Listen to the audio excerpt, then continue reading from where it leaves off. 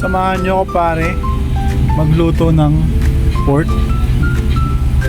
So lagay muna natin to pare sa microwave dahil medyo matigas, galing sa ref pare, para mabilis natin maiprito pare. At ayan pare, iniready ko na, nilagyan ko na ng mga pampalasa pare.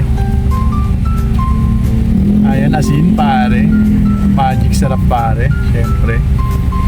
At medyo lamas-lamasin natin pare para ang mga pampalasa ay manood sa laman pare. At medyo i-massage natin pare. Ayan pare, massage pare.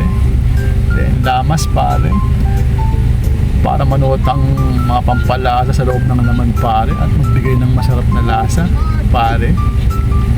Ang pare, pork. Piprito lang natin to pare, parang style na lechong kawali pare. Ayun pare, painit na ako ng mantika pare. At isalang na natin pare ang unang salang pare, ikalawa pare. At eto na pare ang ikatlo pare, ikaapat pare. Ayusin natin pare para magkasya. Ikalima pare.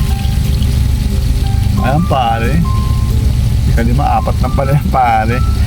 Ayun, apat o, ayan pala ang ikalima pare. Talaga to si pare oh.